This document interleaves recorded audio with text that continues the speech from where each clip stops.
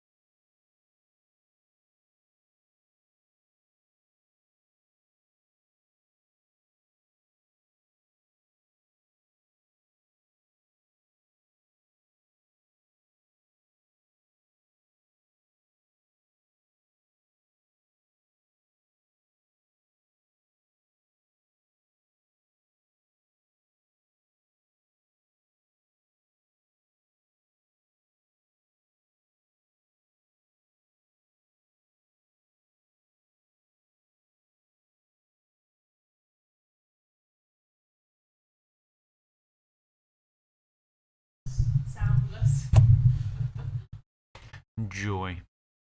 Sorry, I just realised I put the microphone off, and now I put the microphone on again when I'm not supposed to have it on. Okay, I hope you were able to follow what I did on the previous question. I'll try and remember to put the microphone on at the right time this time.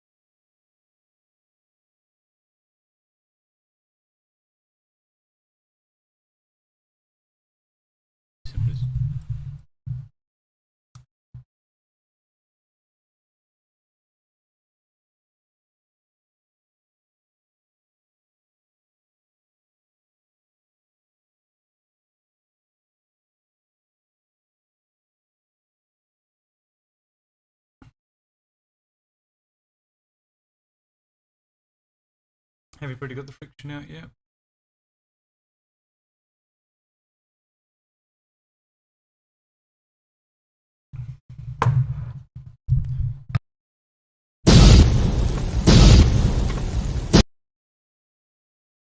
Okay, another 60 seconds. Class in here just needs a little bit longer to finish it.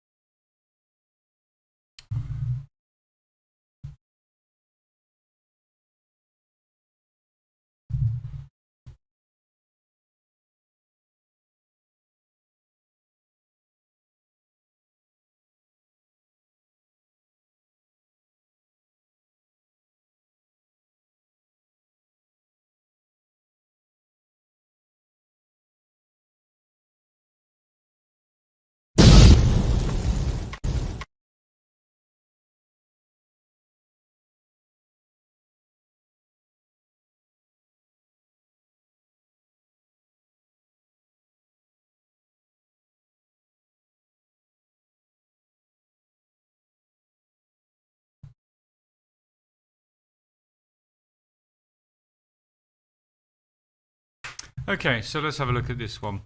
So we have a skip. Let's get a little picture of this, shall we? Let's draw it. Actually, just draw it freehand. Here we go. We got a skip.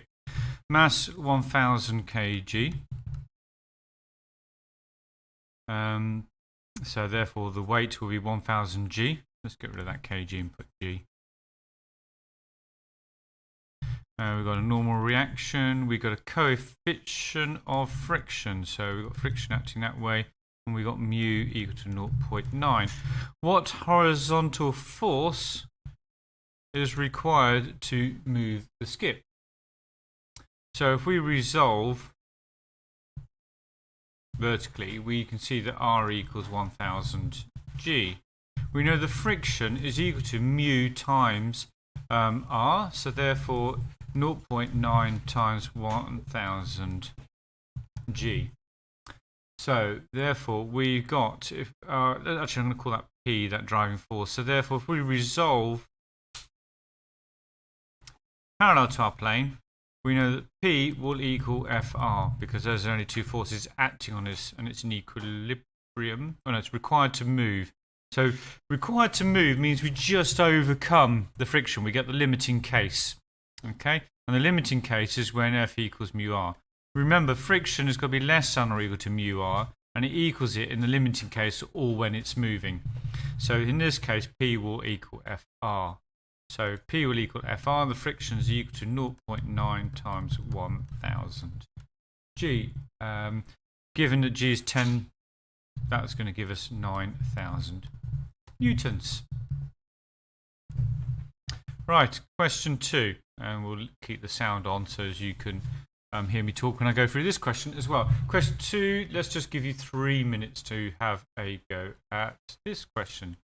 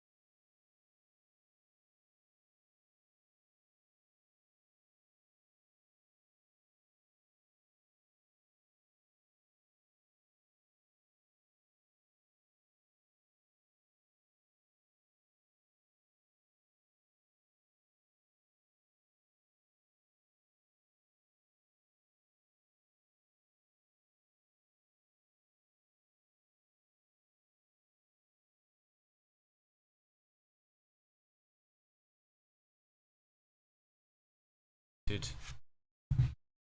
Sorry about that. What I wanted to say was the contact force in that last question is equal to the component. It's made up of the normal reaction and the frictional force. Sorry about being muted again. So you square that and square that, add them together, square root, you get the magnitude of the contact force. The contact forces are normal reaction and the frictional force. Okay, back to question 3.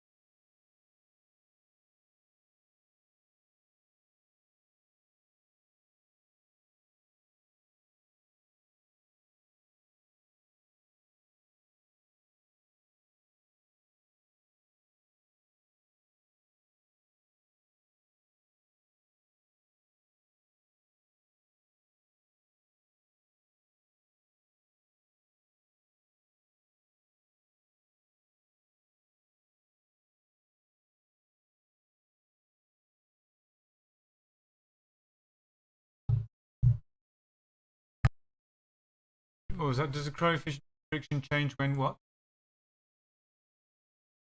Well, it can do, depends. If you're in limiting case of equilibrium, i.e. just about to move, it will not get any more than that. Yeah, we always assume that coefficient gets a maximum value, which is the limiting case. Well, no, so coefficient of friction itself doesn't change. Sorry, I was talking about friction. Coefficient of friction.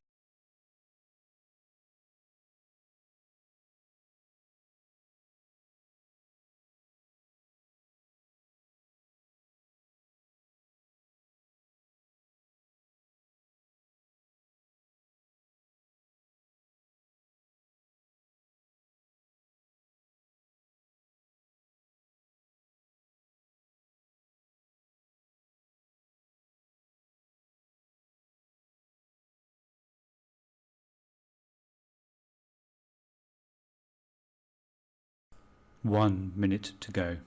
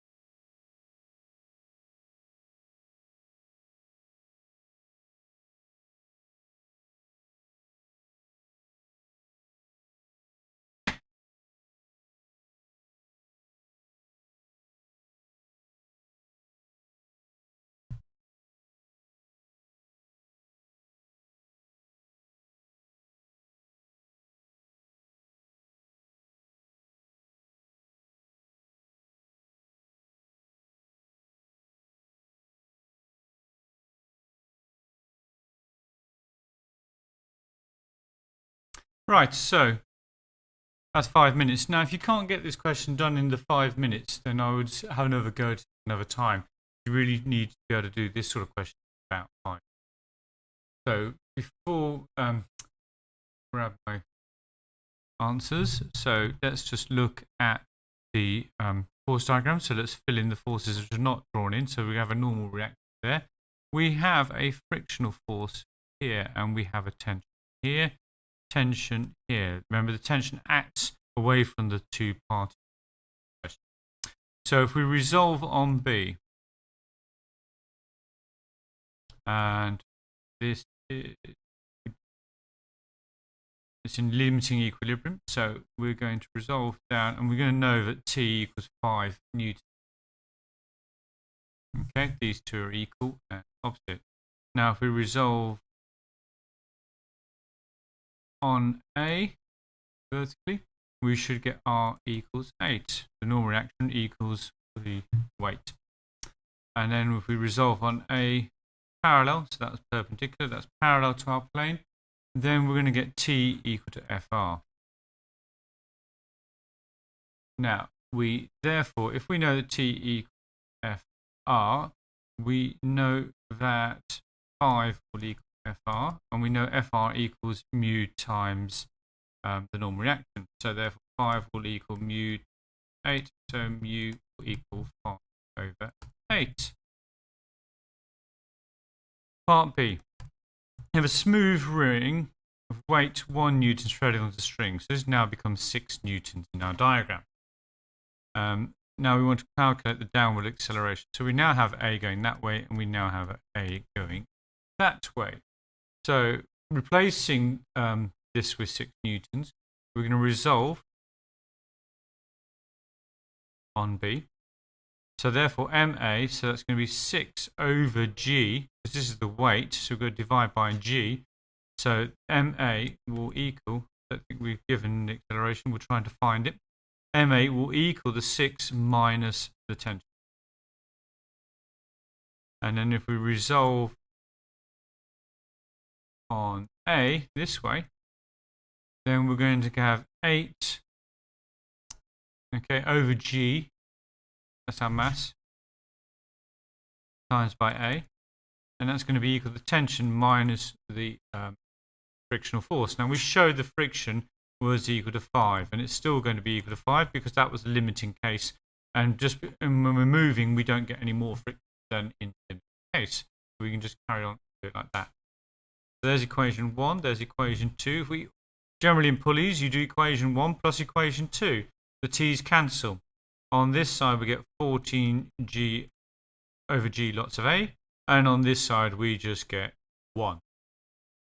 So therefore A will equal G over 14, which comes out to be 0.7 meters squared. Any questions? Right, last one for today. And I think another maximum 5 minutes. Here we go.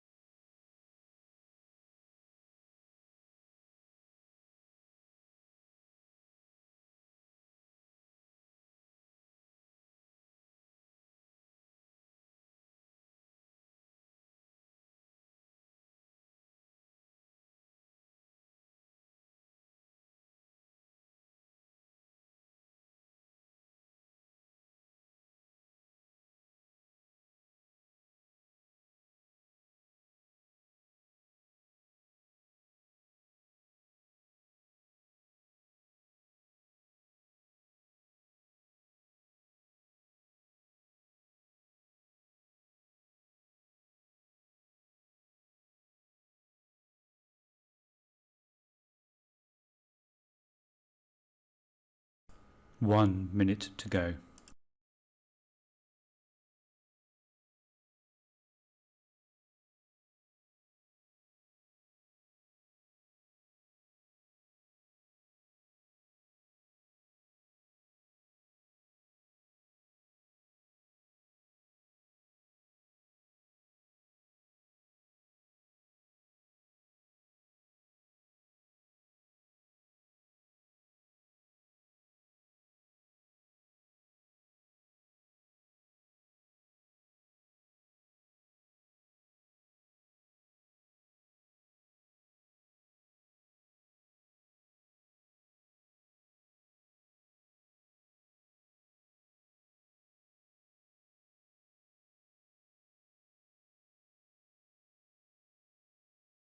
Last few seconds.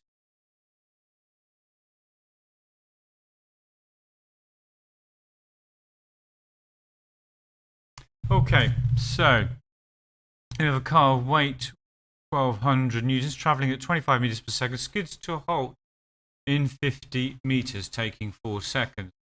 Assuming constant braking horizontal force, find the deceleration of the car. So we have constant acceleration here. We have a constant braking force. So we know that u equals 25 meters per second. We know that v equals 0. And we know that t equals 4. So we can use v equals u plus at. So 0 equals 25 plus 4a. So a will equal minus 25 over 4. So the deceleration of the car is going to be equal to 6.25 meters per second squared. Assume the friction is the only horizontal force acting on the car and that g equals 10 meters per second squared. Find the coefficient of friction between the car and the road. It's not a very complicated question, really. We've got a normal reaction. We've got 1200 or 12,000 newtons down, and we've got the braking force, the friction. Okay. So we got that's going to be equal to the acceleration. So we've got Fr is equal to the mass times acceleration. So we've got 1200 times 6.25.